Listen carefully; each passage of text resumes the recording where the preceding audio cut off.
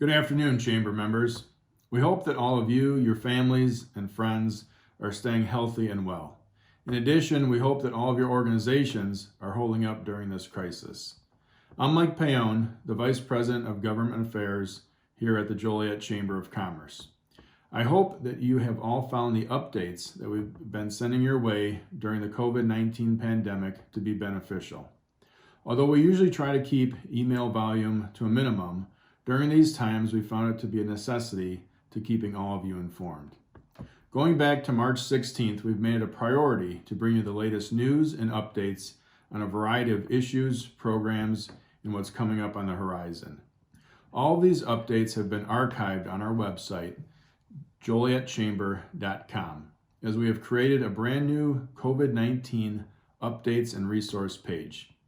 In addition to the updates, we have also added at least 24 documents covering the governor's executive order to shut down non-essential businesses, to the SBA Economic Injury Disaster Loan, to the CARES Act, which initiated the Paycheck Protection Program, the extension of unemployment compensation, paid sick leave and FMLA changes, the tax filing extension, and much more. I want to thank our partners that have been a great source of information: the U.S. Chamber of Commerce, the Illinois Chamber of Commerce, the Illinois Association of Chamber of Commerce Executives, IDES, Illinois DCEO, and many, many more, including a number of our chamber members and elected officials. We're truly all working together to get as much information as possible in your hands so ultimately you can keep your doors open and continue to pay as many people and employees as possible. Also included on this page is the recording yesterday and PowerPoint slides from a webinar that we hosted with Kevin Courtois of the U.S. Chamber of Commerce.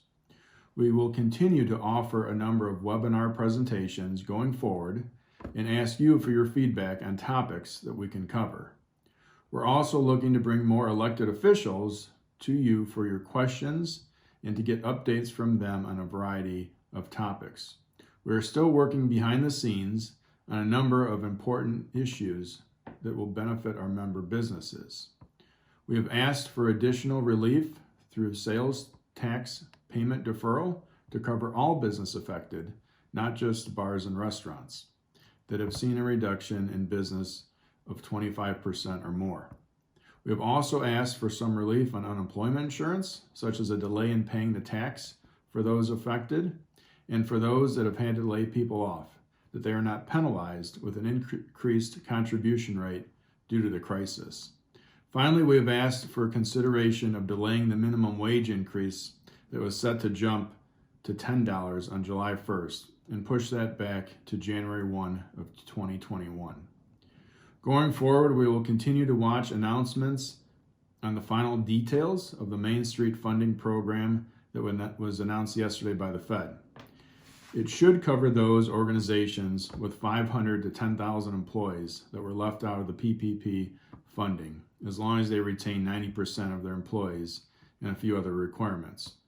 Next week, we should have more information as well about the infusion of another $250 billion into the PPP pool, as reports have seen over $100 billion already sought by over 250,000 small businesses. Today was the opening for the PPP application to the self-employed and independent contractors, which will certainly add more applicants to the mix. We're looking to get answers on the possibility of allowing more than 25% of those PPP funds to go towards non-payroll expenses such as your rent, mortgage, and utilities. And also the possibility to push back the rehire deadline of June 30 to a better 90-day out deadline after a business has reopened. We've learned today that the SBA EIDL program is feared to be running out of money, too, as a massive backlog of requests is draining the system. Typical loan amounts were averaging about $200,000, and now limits are being looked at to cap those loans at only $15,000. I think I'll wrap it up there for today. Our plan is to continue to bring email updates frequently throughout the week, and then have a video recap like this at the end on Friday afternoon. We hope that you all will enjoy this weekend and continue to make it through these unprecedented times. As always, if the Chamber can be of any assistance, don't hesitate to reach out. You can find us at 815-727-5371. And again, make sure to check out our webpage at www.jolietchamber.com. One of the main sliders is the COVID-19 resource page, if you have not done that already, to find those posted resources and archived updates. Again, have a great evening and enjoy your weekend. Thank you.